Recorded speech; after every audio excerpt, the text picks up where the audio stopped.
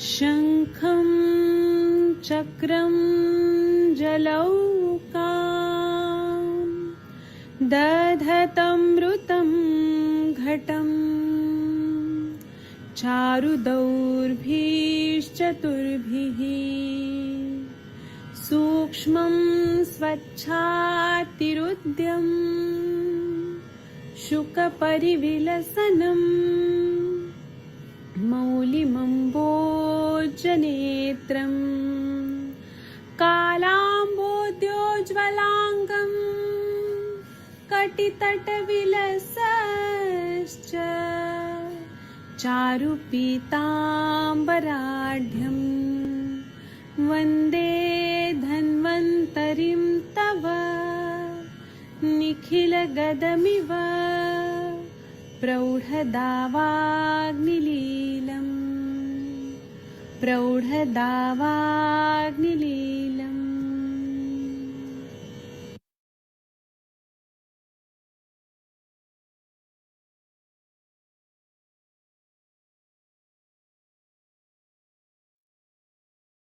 प्रणाम सभी लोगों को। मैं वैद्य अरविंद पाठक आप सभी लोगों का स्वागत करता हूं। सभी लोगों को कोटि कोटि प्रणाम करता हूं। आइए आज हम लोग क्लिनिकल संभाषण शुरू करते हैं। यह अब फिर से शुरू हो चुका है। आप लोगों के जो विश्वास है और आप लोगों का जो पढ़ाई के प्रति इतना डेडिकेशन है, उसके वजह से ही कुछ दैविक शक्ति आती है जो बाधाओं को पार करके इसको फिर से शुरू करवा देती है। तो ये हमारा क्लिनिकल संभाषण फिर से शुरू हो चुका है। आप सभी का मैं स्वागत करता हूँ। यहाँ पर डॉक्टर अभय सोनावने सर जी हैं, डॉक्टर जागीर सिंह जी हैं, डॉक्टर राजेंद्र सिंह जी हैं, डॉक्टर महेंद्र सर हैं, डॉक्टर वीना मैम है। सभी का मैं स्वागत करता हूँ और आप लोगों को मैं बोलने के लिए ऑप्शन देता हूँ। आप लोग कुछ बोलना चाहते हैं तो बोल सकते हैं, नहीं तो मैं कुछ व्याधियों के बारे में हम लोग डिस्कस करेंगे। आप सबके सब भारत के सर्वश्रेष्ठ चिकित्सक लोग हैं, सभी को मैं प्रणाम करता हूँ। हमारे पास पेशेंट बहुत ऐसे आते हैं जिनको अम्ल पित्त होता है। तो अम्ल पित्त का कारण क्या होता है कि कुछ लोग विरुद्ध अन्न का सेवन करते हैं। विरुद्ध अन्न, दूध और चाय पराठा या दूध और पराठा, नमक वाला पराठा खाते हैं, विरुद्ध अन्न खाते हैं। मछली खाते हैं और दूध पीते हैं, कॉफी पीते हैं, या फिर कॉफी पी के आइसक्रीम खाते हैं, आइसक्रीम खा के फिर कुछ गर्म चीज पीते हैं। और बासी खाना, दुष्ट अन्न, बासी खाना, सड़ा हुआ फर्मेंटेड चीजें खाते हैं। और पित्त प्रकोपक अन्नपान का अधिक सेवन करने से पित्त दूषित हो जाता है। उसी तरह से स्वाभाविक रूप से वर्षा काल में जो पानी दूषित होता है वो पीते हैं, या विदाह कारक आहार विहार का सेवन होता है, इसकी वजह से अम्ल पित्त हो जाता है। तो ग्रंथों में वातज अम्ल पित्त, कफज अम्ल पित्त, कफ वातज अम्ल पित्त, ऐसे 3 प्रकार के अम्ल पित्त बताए हैं। अम्ल पित्त में 2 टाइप रहता है। एक तो ये रहता है कि क्षार धर्मीय और अम्ल धर्मीय। अम्ल धर्मीय में द्रव गुण बढ़ जाता है, पेशेंट को उल्टी आती है, छर्दी होता है और पानी ऊपर आने जैसा होता है, अम्लता बढ़ जाती है, वह एक अम्ल पित्त होता है। और एक अम्ल पित्त होता है क्षार धर्मीय, जिसमें उष्ण और तीक्ष्ण गुण बढ़ता है, वो बहुत ज्यादा हर्ट बर्न करता है, गले में जलन होती है, कंठ में दाह वगैरह होता है। तो ये होता है क्षार धर्मीय। तो ये हमें पहले तो डायग्नोसिस करना चाहिए कि क्षार धर्मी है। क्षार धर्मी मतलब जैसे होलिका दहन हो रहा है तो जो आग जल रहा है उस तरह का दाह होता है, बहुत ज्यादा बर्निंग होता है। और एक अगर दिया जला दिया भगवान के पास तो वो जो आग रहती है वो कम रहती है, वो होता है अम्ल धर्मी है, अम्ल पित्त। ये 2 तरह के हमारे ग्रंथों में बताए गए हैं। दोनों का चिकित्सा अलग होता है। जो अम्ल धर्मी होता है जिसमें बहुत द्रव गुण बढ़ गया है, उसमें हम लोग दीपन पाचन करते हैं क्योंकि वो सामता ज्यादा रहती है। दीपन पाचन द्रव्य देते हैं, द्रव गुण कम करने का दवाइयां देते हैं। और जिसमें क्षार धर्मियता बहुत ज्यादा बढ़ गई है, क्षार धर्मियता बढ़ गई है तो बहुत ज्यादा हीट होता है, दाह वगैरह होता है, उसमें हम लोग कामदुधा रस, प्रवाल पंचामृत, प्रवाल पिष्टी, गुलकंद, जिससे दाह कम हो, पित्त शामक, उष्णता तीक्ष्णता को ध्यान में रखते हुए वह देते हैं।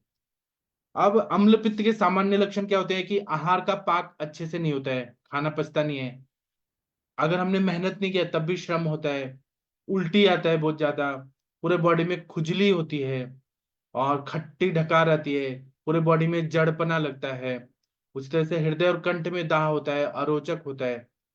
तो यह अम्ल पित्त होता है, इसमें प्यास लगती है, बर्निंग होता है, दाह होता है, मूर्छा होता है।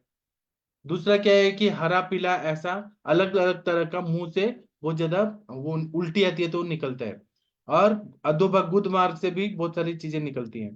कभी कभी मुंह से पानी आता है, अग्निमांद्य होता है, पूरे बॉडी में रोमांच हो जाता है, पूरे बॉडी में रैशेस आते हैं, और बहुत ज्यादा पीलापन आता है। पीलापन इतना नहीं आएगा कि जॉन्डिस हो जाएगा, लेकिन आता है। वातज अम्ल पित्त अगर देखेंगे तो उसमें कंपन होता है बहुत ज्यादा। इंसान प्रलाप करता है बहुत ज्यादा, इररिलेवेंट टॉकिंग करेगा, मूर्छा आएगा, पूरे बॉडी में मोह हो गया है ऐसा फील होगा। और उसको ना ऐसा लगता है कि वो ध्यानस्थ हो गया, कुछ करने का मन नहीं करता।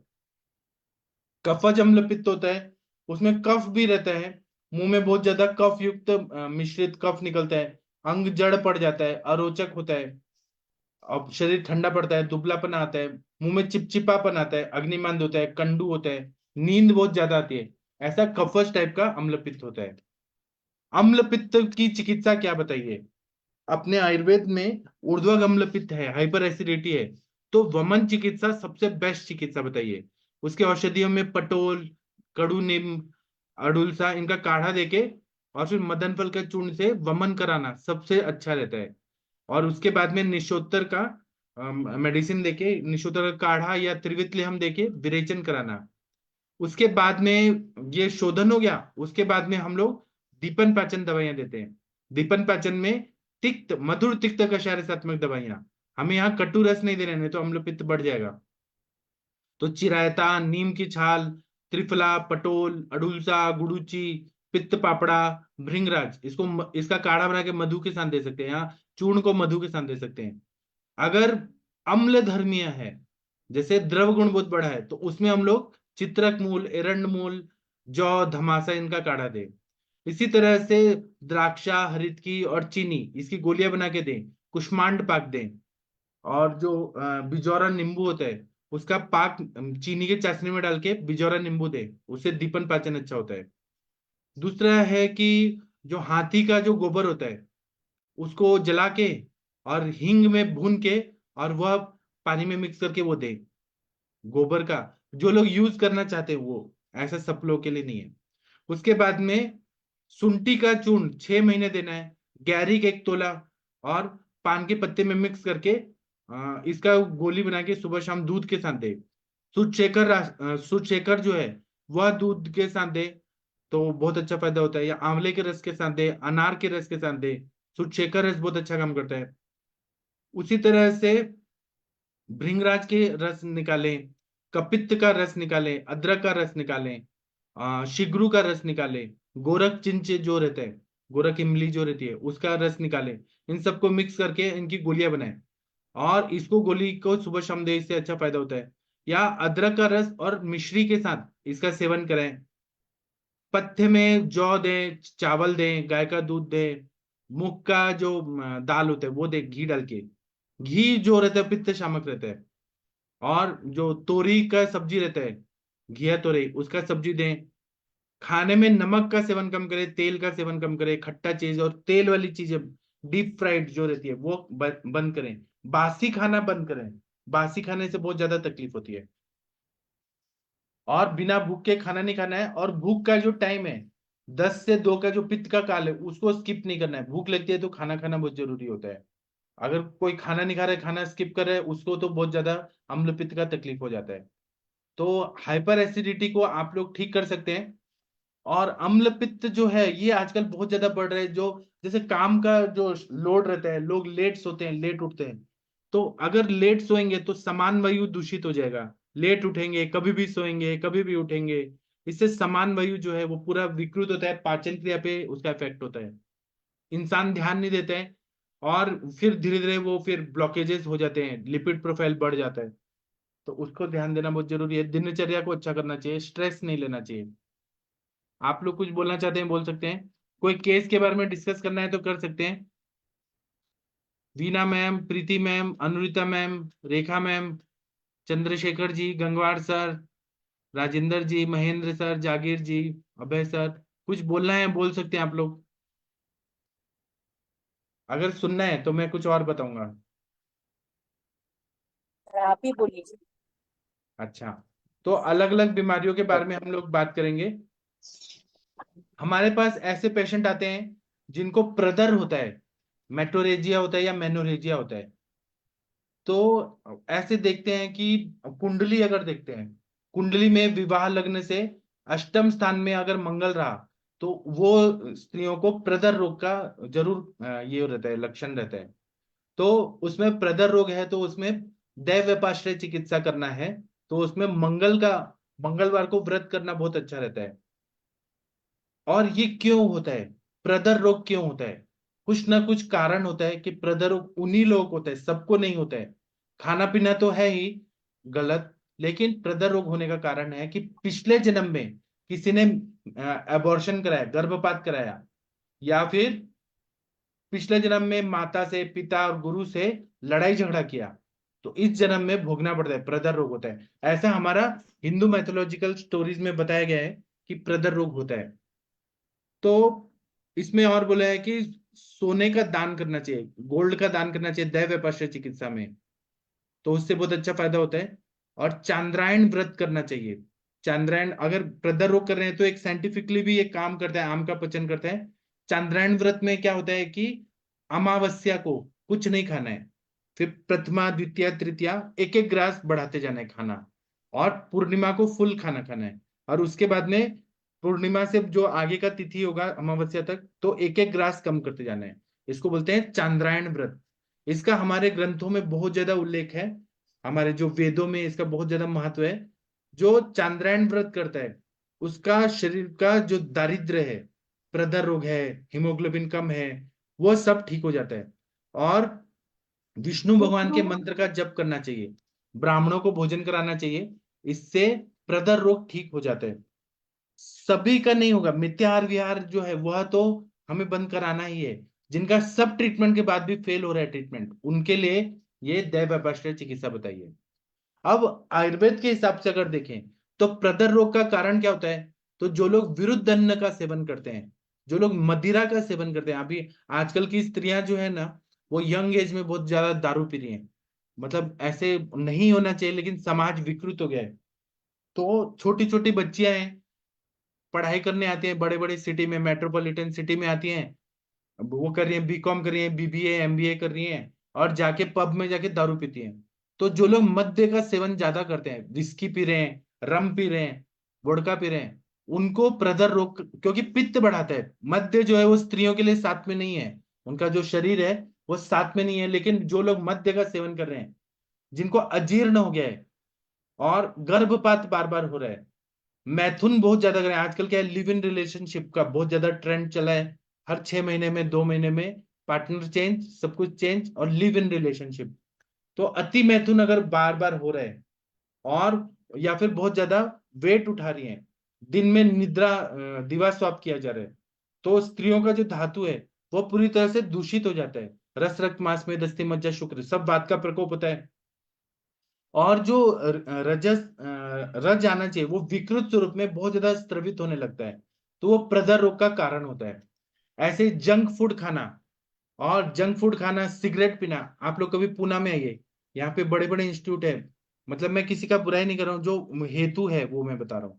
तो आप सिम्बोसिस में आइए, एमआईटी कॉलेज, वीआईटी कॉलेज, यहाँ पर आइए, इंजीनियरिंग की बच्चियां हैं, छोटी छोटी हैं, इंजीनियरिंग कर रही हैं, और शाम को सुट्टा लगाती हैं, पूरा सिगरेट पीती हैं, बीड़ी पीती हैं, और क्या सिगार पीती हैं, हुक्का पीती हैं।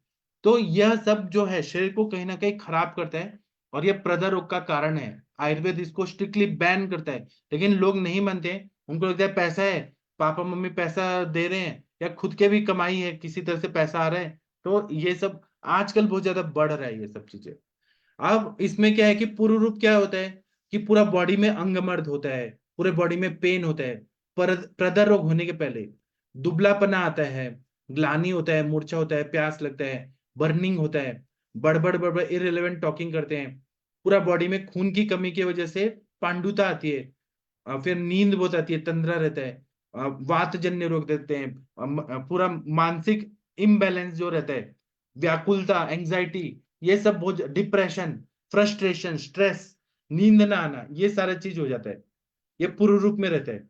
फिर जब वातज प्रदरोग होता है, तो जिसने बहुत ज्यादा स्प्राउटेड चीजें खाई हैं, रुक्ष चीजें खाई, घी वगैरह नहीं खाया है, तो उनको आरक्त वर्ण का फेन युक्त मेंसेज आता है, थोड़ा थोड़ा होता है, और यूनि से वो स्पॉटिंग टाइप थोड़ा थोड़ा निकलते रहता है। उसमें पेन होता है, डिसमेनोरिया होता है, और वो रक्त जो है जो निकलता है वो मांस को धुआं जैसा स्मेल आता है, वैसा गंदा वातज प्रदर इस तरह से होता है।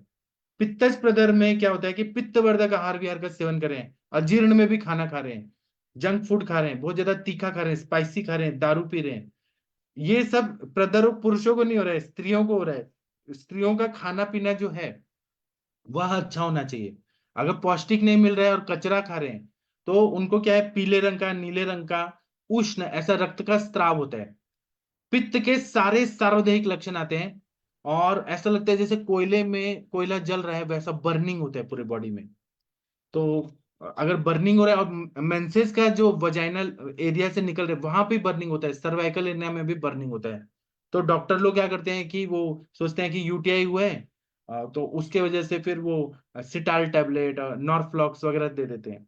लेकिन ये नहीं होता, पित्त का पूरा प्रकोप हुआ रहता है उसमें, और फिर वो पीआईडी, पेल्विक इन्फ्लेमेटरी डिजीज समझ के पूरा लाइफ दवाई, एंटीबायोटिक और ये वो खिलाते रहते हैं, लेकिन वो ठीक नहीं होता है, जड़ से नहीं ठीक होता है। पित्तज प्रदर होता है, बहुत ज्यादा तकलीफदायक रहता है, बहुत ज्यादा तकलीफ होता है। कफज प्रदर रोग जो रहता है उसमें कफ के कोप के वजह से वहां पे आम वर्ण जैसा, आंव जैसा बुलबुलित पांडु रंग का, और जिस तरह से चावल का माड़ का पानी होता है, या दही जैसा या थ्रेड जैसा, वैसा क्लॉट्स निकलते रहते हैं, वाइट ऐसे डिस्चार्ज निकलते रहते हैं। और आजकल के जमाने में कफज चीजें ज्यादा खाई जा रही है, जैसे अभी गर्मी का सीजन है ना, तो ओवर ठंडा पानी पीना, जरूरत नहीं है तब भी ठंडा पानी, चिल्ड वाटर पीना।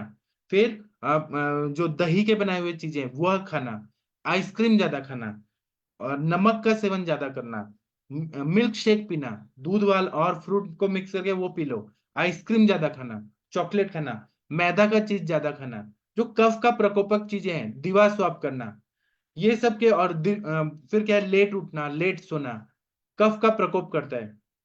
तो उसके वजह से कफज प्रदर तो होता ही है, साथ में कफज रजोदुष्टि के साथ में नेबोथियन सिस्ट हो जाते हैं, मल्टीपल नेबोथियन सिस्ट। फिर उसके बाद में बार्थुरियन ग्लैंड का सिस्ट, ऐसे बहुत तकलीफदायक रहता है, बहुत वाइट डिस्चार्ज होता है, ब्लैक पेन होता है, और वो इनफर्टिलिटी की तरफ जाता है, कफ श्लेष्मला योनि व्यापक की तरफ जाता है। और ये प्रदर रोग कैसे, वाइट डिशेस कंटिन्यू आ रहा है, जैसे नॉर्मल मेंसेस आता है वैसा भी आता है कभी कभी, या पूरे महीने आता है। सन्निपातज प्रदर रोग रहता है, तो उसके उसमें क्या रहता है कि मधु के जैसा, हनी के जैसा, घी के जैसा, या फिर कोई गोंद की तरह बुलबुलित पांडु रंग का, या डेड बॉडी की तरह शवगंधी, ऐसा स्त्राव होते रहता है, उसको सन्निपातज प्रदर रोग बोलते हैं। तो इसमें ट्रीटमेंट क्या करना चाहिए? तो आयुर्वेद में बहुत अच्छा, पहले बोला है, संक्षेपता क्रिया हुए निदान परिवर्जनम। जब भी आयुर्वेदिक चिकित्सक लोग के पास आए तो निदान का परिवर्जन करना चाहिए, हमें पूरा केस टेकिंग प्रॉपरली लेना चाहिए। अगर लड़की लिव इन रिलेशनशिप में है तो उसके पार्टनर से हो रहा है क्या, और वो जो पार्टनर है उसके भी मल्टीपल अगर हैं पार्टनर, उनसे वो आ रहे हैं, और तो वो है क्या, वो पहले तो बंद कराए, हेतु सेवन बंद कराना है। दूसरा, खान पान हमें देखना है, आहार विहार देखना है, वह सब हमें बंद कराना है। संक्षिप्त क्रिया को निदान परिवर्जनम, ठीक है। ये करने के बाद हमें उनको अडुलसा, रसांजन, दारू हरिद्रा, काढ़े चिरायत, फिर मुस्ता, बेहेड़ा, त्रिफला, बेल, इनको इनका काढ़ा बना के मधु के साथ देना है। तो इससे क्या होता है कि, और धूपन कर्म करना है, अगर जैसे कफज प्रदर हो गए तो धूपन करने से बहुत अच्छा फायदा होता है। दूसरा क्या करना है कि ऐसे तो और भी ग्रंथों में बताया है, उतना पॉसिबल नहीं है कि जो चूहा होता है, चूहे का जो मल होता है, लेंडी, वो गाय के दूध में डाल के मिक्स करके पीना है। आजकल कोई नहीं पिएगा ये सब चीज, लेकिन ग्रंथों में बताया है मेडिसिन के रूप में। फिर क्या करना है कि जो जिसको पेनफुल हो रहा है, तो क्या करना है कि जो ये रहता है, शेर नाम की वनस्पति रहती है, उसके पत्ते लेने, दूध में डाल के घी के साथ मिक्स करके और वो देना है। शेर नाम की वनस्पति भी एक आती है, उसका प्रयोग करना है। अगर ये हो रहा है, धूपन कर्म करना है, तो पका हुआ केला, फिर अपामार्क का रस, चीनी एक डाल के, चीनी 2 भाग लेके पहले तो ये पिला दे, पका हुआ केला, अपामार का रस और चीनी 2 भाग, इसको मिक्स करके पीने के लिए दें। उड़द का आटा, यष्टि मधु का चूर्ण, मधु और चीनी गाय के दूध के साथ मिक्स करके दें। इसी तरह से दारू हरिद्रा, बेहड़ा, फिर लज्जालू नाम की वनस्पति होती है, छुई मुई, तिल का फूल, रसांजनिन का काढ़ा देना है। तो इससे त्रिदोष जन्य प्रदर ठीक होता है। और एक उड़हुल जो रहता है उसका काढ़ा दे, वो अच्छा रहता है। लोद्रासव दे, चंद्र प्रभावटी दे, पुष्यानुक चूर्ण दे, प्रद्रांतक लौ दे, फिर ये सब बोलबद रस दे, उससे फायदा होता है। मिश्री और जीरा का चूर्ण को, जो चावल का धोवन होता है तंडुलोदक, उसके साथ दें।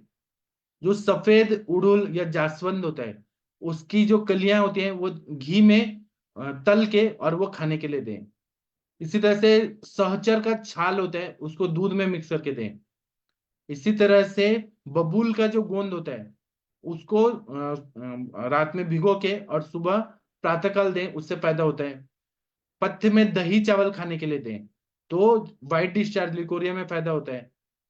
और अगर किसी से नहीं हो रहा है तो क्या करना है कि बबूल के जो ये होता है गोंद होता है, फिर जो सहचर होता है, इन सब का चूर्ण लेके दूध के साथ दे तो बहुत अच्छा फायदा होता है।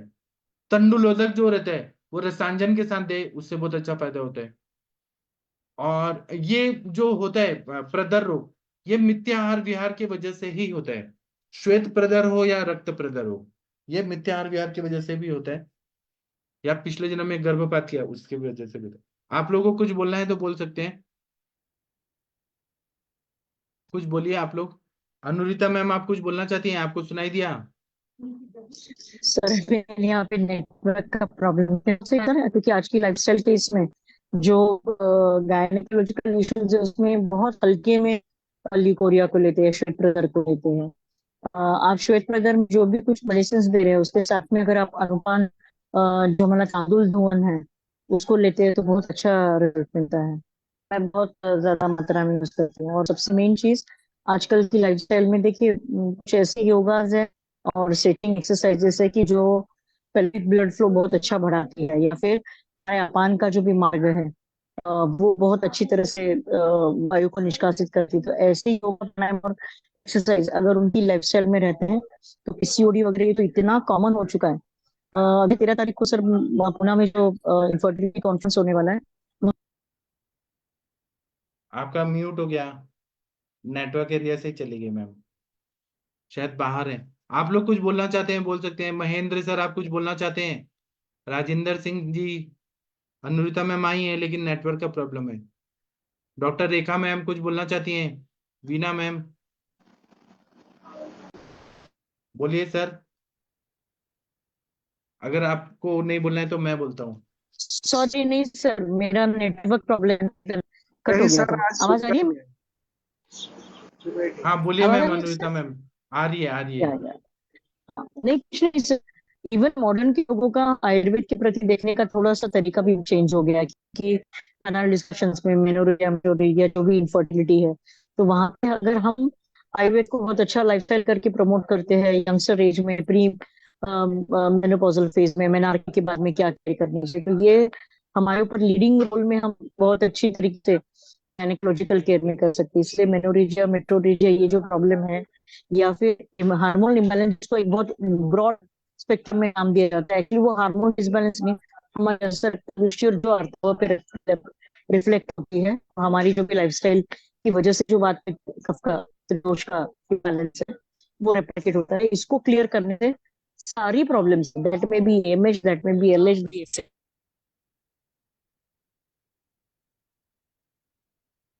जी अभी चला गया आपका। चलिए मैं आप लोगों को कुछ और चीजें बताता हूँ। मैं अनुपान बताता हूँ, बहुत सारे बीमारियों में क्या अनुपान दिया जाए तो क्या फायदा होता है। अभी हम लोग अब्रक भस्म के बारे में बात करते हैं। अब्रक भस्म जो है वो 1 गुंजा या 4 गुंजा को मधु के साथ और पिप्पली के साथ अगर खाया जाए तो अब्रक भस्म में इतना पावर है कि वो पांडु रोग, पूरा एनीमिया को ठीक कर देता है, भ्रम को ठीक करता है, फिर कामला व्याधि को ठीक करता है, गुल्म रोग को ठीक कर देता है। इतना बढ़िया फायदा करता है।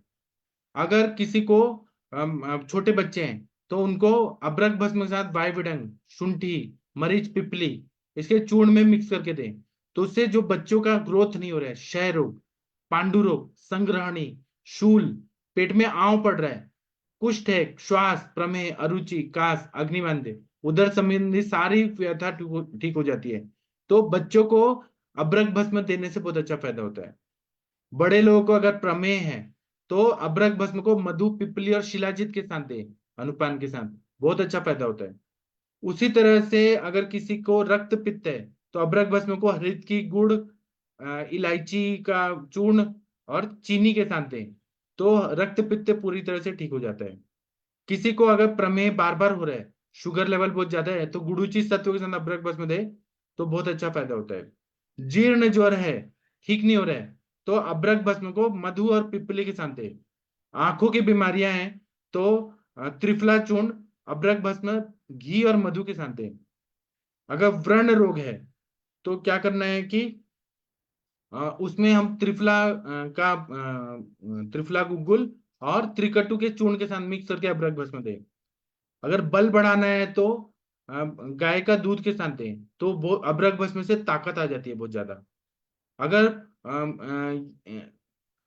जाठराग्नि को प्रदीप्त करना है तो जो जाठराग्नि बढ़ाने के लिए अभ्रक भस्म को, जो हम लोग मूत्राघात, मूत्रकृच और किडनी स्टोन के लिए जो अनुपान देते हैं, जैसे कनकासव देते हैं, गोक्षुर आदि क्वाथ देते हैं, पुनर्नवासव देते हैं, उसके सारे वो जो अनुपान है उसके साथ में अगर हमने अभ्रक भस्म दिया तो जाठराग्नि प्रदीप्त हो जाती है। पित्त रोग है तो गाय के दूध के साथ और चीनी के साथ अभ्रक भस्म दे। तो अभ्रक भस्म जो रहता है ना, वह सबसे अच्छा रहता है, लेकिन उसमें क्षार नहीं देना चाहिए। जब भी अभ्रक भस्म दे रहे हैं, अम्ल रस नहीं देना चाहिए, सब प्रकार के दाल नहीं देना चाहिए, करेला नहीं देना चाहिए, बैगन नहीं देना चाहिए, तरबूज नहीं देना चाहिए और तेल नहीं देना चाहिए। अभ्रक भस्म जो है उसके लिए कुछ नियम है, उसको पालना चाहिए। आप लोग कुछ बोलना चाहते हैं, बोल सकते हैं। अनुरिता मैम आप आ गई, शायद नहीं आ रहे। सर रहने दीजिए, क्योंकि नेटवर्क बार बार कट हो रहा है ना, हम तो बाकी लोगों, आप अच्छा बता रहे हैं सर। सिर्फ मुझे रीजन पूछना था सर, क्योंकि अभ्रक भस्म जो भी है वो क्षयात्मक संप्राप्ति है, कहीं पे रीजनरेटिव प्रोसेस, कहीं पे भी सेल्स को अगर आपको प्रमोट करना है तो वहां पे हम यूज करते हैं। तो जो आपने बताया अपथ्यकर, वो उसका थोड़ा सा सारांश बताइए ना सर, अब क्या पत्ते का संगति मतलब है। पित्त बढ़ाने वाली चीजें नहीं देनी है, तेल वाला चीज, करेला वगैरह पित्त बढ़ाता है। हाँ जी, हाँ जी। हाँ सरदार जी कुछ बोलना चाहते हैं। हाँ जी पाठक सर, मेरे अभी दिमाग में आ गया। एक ना बच्ची है 2.5 साल की। हाँ वो 3-4 दिन पहले ना उसके दादाजी जब 10 बजे पहुंचे रात को घर, हाँ तो उसको, बच्चे के मन में था भी दादाजी स्कूल छोड़ने जाते हैं ना, तो हाँ सोई हुई थी। बोलती मैंने स्कूल नहीं जाना, मैंने स्कूल नहीं जाना। तो हाँ मतलब उसके चलते उसको बुखार भी हो गया। अब उसकी भूख नहीं लगती उसको। हाँ, तो भूख नहीं लग रही है तो आप दीजिए ना अजमोदादी चूर्ण, दाढ़ी मास्टर चूर्ण, लवण भास्कर चूर्ण। 2.5 साल की बच्ची है सर, 2.5 साल की बच्ची है। उसमें क्या है, लवण भास्कर चूर्ण को एक चुटकी ऐसे चटा दीजिए उसको। 2.5 साल की अच्छा, बच्ची को तो अच्छा लगेगा लवण भास्कर चूर्ण, शहद चटपटा में सा। दे दे, शहद में डाल के दे दे। शहद में दे दें या जीभ पे ऐसे चटा दे, उसको आदत डालें, वो बार बार मांग मांग के खाएगी। लवण बस कर चूर्ण ला दूं है? हाँ जी। ठीक है सर, ठीक है, बस वही मेरे अभी वो मैं, कर। हाँ जी, अभी स्तन रोगों के पेशेंट बहुत सारा आते हैं हमारे पास। तो जिनको दूध रहता है या स्तन्य रहता है या स्तन्य नहीं रहता, दूध नहीं रहता है, और वहां पे मांस और रक्त का दूषित करके गांठ हो जाती है, फाइब्रोएडिनोमा हो जाता है। तो कभी विद्रदी रहती है, रक्तज विद्रदी रहती है, कभी नहीं रहती है, स्वेलिंग रहती है। तो उसमें वेदना, दाह, कंडू इत्यादि लक्षण रहते हैं। कभी वो फूट जाता है, कभी नहीं फूटता है, अलग अलग कंडीशन रहते हैं। तो इसमें क्या ट्रीटमेंट दें, तो एरंड मूल, गोखरू, कंटकारी, फिर कंटकारी के बाद पाषाण भेद, बेल मूल, इनका काढ़ा बनाएं और उसमें एरंड तेल डालें, हींग डालें, भुना हुआ सेंधा नमक डालें, यवक्षार डाल के इसको मिक्स करके पीने के लिए दें। तो वो बहुत अच्छा फायदा होता है, फाइब्रोएडिनोमा पूरी तरह से डिजोल्व हो जाता है। इसी तरह से अगर बहुत ज्यादा पेन हो रहा है, स्तनों में पेन हो रहा है, कंधों में हो रहा है, कमर में हो रहा है, छाती में पेन हो रहा है, तो उसमें इंद्रवारुणी का मूल, फिर उसके बाद में हल्दी पानी में मिक्स करके और वो लेप लगाएं। एरंड मूल का भी अगर करें, या एरंड के पत्ते भी बांध दें वहां पे, तो वह भी पेन कम कर देता है।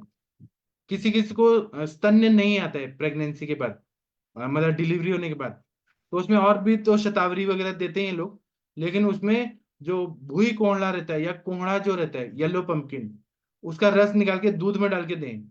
जैसे काकोली, शीर काकोली दें, या अश्वगंधा, विदारिकन, यष्टि मधु का काढ़ा गाय के दूध में मिक्स करके दें, तो इससे इतना स्तन्य परिवर्तन होता है। इसी तरह से स्तन्य जनन गण बताया चरक में, वो दें। गुड़ूची का जो मूल का काढ़ा है, वो अगर 3 दिन तक देते हैं तो बहुत ही स्तन्य परिवर्तन अच्छा हो जाता है। दूसरा है कि वात विकार की वजह से अगर स्त्रियों को दूध नहीं आ रहा है, या फिर उनको तो इसमें क्या करना है, पाठामूल स्तन्य जनन गण में आते हैं। पाठामूल, देवदार, चिरायता, सौंफ, कुटकी, गुड़ूची और शुंठी, इसका काढ़ा दें। ये स्तन्य जनन गण में आता है। ये सारी चीजें बहुत अच्छा फायदा होता है। इसी तरह से जो फल घृत है, हमारा आयुर्वेद का वरदान है। फल घृत के बारे में मैं बताना चाहूंगा कि हर तरह के योनि रोग में फल घृत खाने के लिए देना चाहिए। फल घृत में मंजिष्ठा, तगर, हरितकी, आंवला, चीनी, वचा, आम्र हरिद्रा, नॉर्मल हरिद्रा, अजवाइन, कुटकी, शतावरी, हींग, इनका काढ़ा रहता है। काढ़ा बनाने के दूध डालते हैं, फिर घी डालते हैं, तो ये इतना बढ़िया शतावरी मतलब ये सारे द्रव्यों से बनाया हुआ प्रजास्थापन गण के द्रव्यों, क्योंकि शतावरी जो है वो प्रजास्थापन गण में, तो ये इतने अच्छे फलघृत रहते हैं कि हर तरह के योनि दोष में फायदा करता है, आयु बढ़ाता है, पौष्टिक होता है, पूरा यूट्रस के लिए रसायन रहता है, पूरा फेलोपियन ट्यूब, ओवरीज के लिए रसायन रहता है, गर्भ धारण करने के लिए क्षमता बढ़ाता है, क्षमता बढ़ाता है। और जिनको मृत बंध्या, स्टिल बर्थ होता है, तो उनको भी दिया जा सकता है। मिस्ड अबॉर्शन हो रहा है, थ्रेटन अबॉर्शन हो रहा है, हर तरह का जो अबॉर्शन हो रहा है, एंग्जाइटी वगैरह की तरह, या जो भी में, हर में गर्भिणी को भी दे सकते हैं, कुमारी कन्या को भी दे सकते हैं। फलघृत जो है वो एक अमृत के समान है, स्त्री रसायन है, उसका प्रयोग कराना चाहिए। जी, किसी को कुछ बोलना है, बोल सकते हैं। आप लोग कुछ नहीं बोलना चाहते हैं तो मैं सेशन बंद करता हूँ। अभी मैं बोल बोल के थक गया। अब हम कल बात करेंगे। तो आप लोग खाना पीना खा के सो जाइए। किसी को कुछ, हाँ सर, सरदार जी कुछ बोलना है बस आप? नहीं, अभी तो प्रणाम ही कर रहा है सर, छुट्टी कर दो, बहुत जोर लगा दिया आपने आज। हाँ, और कल हम एसएलई डिजीज पे फिर आगे पढ़ेंगे। ठीक है सर, ठीक है, बहुत प्रणाम, बहुत गुड नाइट। धन्यवाद आपका, आप अपना कीमती समय सबको देते हो। हाँ, डॉक्टर जागीर सिंह जी कुछ बोलना चाहते हैं? हाँ हाँ सर, सर मुझे एक रिक्वेस्ट था सर, वो मंत्र के लिए कहा था आपको धन्वंतरी जी वाला। आप मुझे मेल आईडी दीजिए, मैं अभी भेज देता हूँ। जी सर, मैं भी। Thank you mail ID sir. दीजिए, मैं अभी भेज देता हूँ मेरे उससे। जी सर। ठीक है, थैंक यू सर, प्रणाम सर। फिर प्रणाम मिलते हैं, सर। कल सुबह मिलेंगे। थैंक यू, प्रणाम। पाठक सर, आपके पास देर है, देर बिल्कुल नहीं है। हाँ, मैं कोशिश करता हूँ कि मैं अच्छा काम कर सकूं। अभी मैं आप लोगों को पढ़ाता हूँ तो मुझे भी तो नए नए आइडिया आते हैं मेरे पेशेंट को ठीक करने का। तो आप लोग भी पेशेंट ठीक करें, उसका 1% पुण्य मुझे मिलेगा, बाकी 99 आप लोग को मिलेगा। कितना मजा आएगा। बिल्कुल सही सर, बिल्कुल सही, बिल्कुल ठीक है, सही। ओके, थैंक यू, प्रणाम प्रणाम। सभी को। प्रणाम, गुड नाइट, शुभ रात्रि।